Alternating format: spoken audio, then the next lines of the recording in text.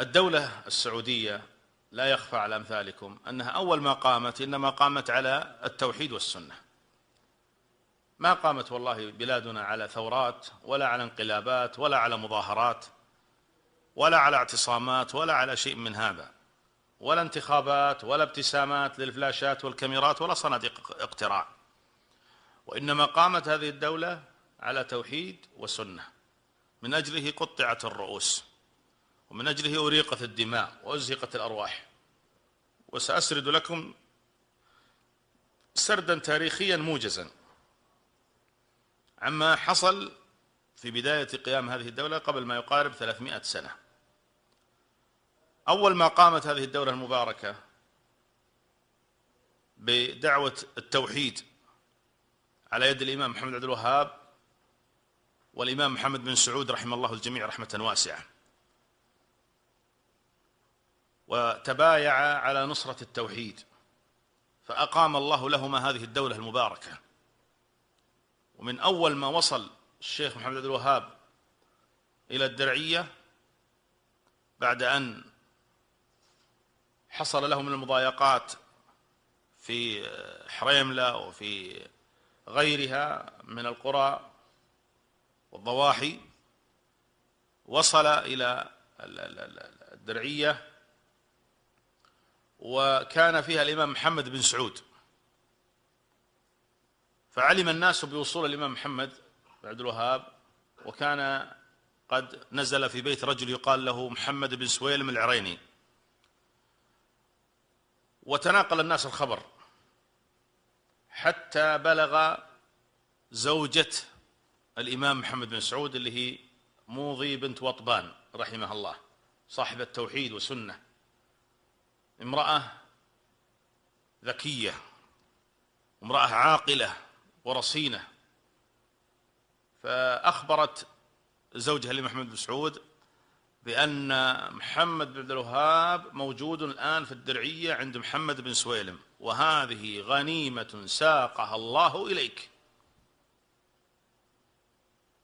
فكأن الإمام محمد بن سعود قال فليأتنا، قالت لا أنت تذهب إليه. فذهب رحمه الله إليه في بيت محمد بن سويلم وفرح به وتعاهد وتبايع على نصرة التوحيد، حتى أن الإمام محمد بن سعود قال أخشى يا محمد بن عبد الوهاب أننا إذا نصرناك وانتصرت أن تتركنا وتروح. فمد يده بيد محمد بن سعود وقال دمي دمك وهدمي هدمك، دمي دمك وهدمي هدمك. ومن تلك الساعة انطلقت الدعوة والتي اليوم نتفيأ ظلالها ولله الحمد. هذه الدعوة على قيامها في بدايتها لم ترق لكثير من الناس في العالم عندما انتشر خبرها، ولذلك قامت الدولة العثمانية التي يسمونها الخلافة العثمانية. مع الأسف أن ما زال بعض دعاتنا وبعض المغترين بها في الساحة ما زال يصفقون لها ويطبلون ويتحدثون عن أمجادها وأنها الخلافة الإسلامية وأنها، بينما هي في الحقيقة وخاصة في آخر سنواتها يصدق عليها أن تكون خلافة الشرك والقبور والأضرحة والمزارات والتصوف. ولذلك حملت على عاتقها محاربة هذه الدولة،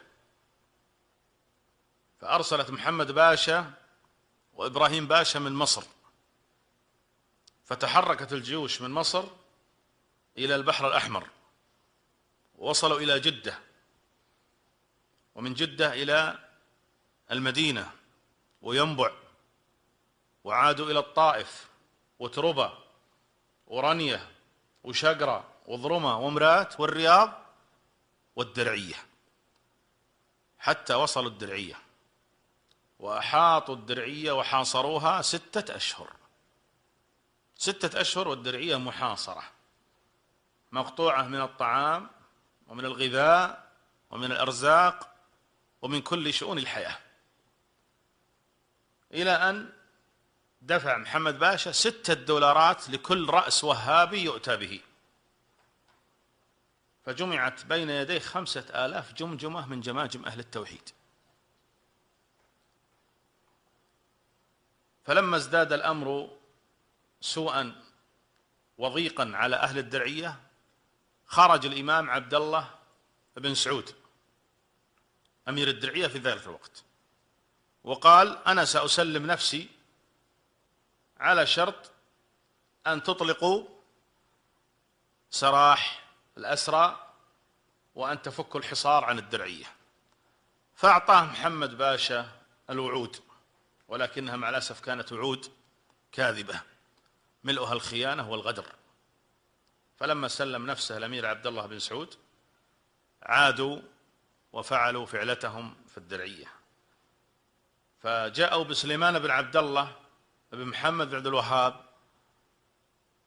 صاحب كتاب تيسير العزيز الحميد شرح كتاب التوحيد، جاءوا به مكبل إلى المقبرة وعزفت الموسيقى بين يديه، ولما فرغوا أمر محمد باشا بإطلاق البارود عليه فقتلوه. فذهب محمد باشا يتبجح عند سليمان بن عبد الله اللي هو عند والد سليمان اللي هو عبد الله بن محمد رحمهم الله جميعا، يتبجح عنده ويقول له باللهجة العامية المصرية: أتلنا ولدك يا عجوز. قال الإمام عبد الله رحمه الله أبو سليمان قال: لو لم تقتله أماته الله. هذه عقيدة الإيمان بالقضاء والقدر، وأن ما أصابنا لم يكن ليخطئنا وما أخطأنا لم يكن ليصيبنا. لو لم تقتله أماته الله.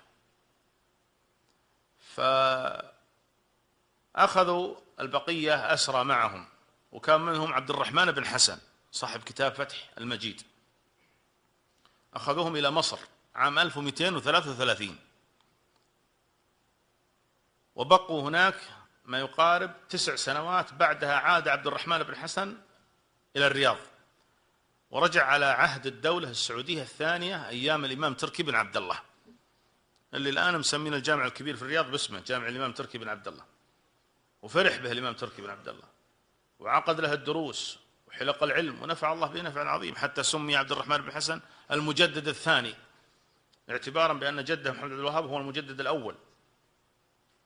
أما البقية فشنقوا في الإسكندرية من آل محمد بن الوهاب وآل سعود، شنقوا في الإسكندرية.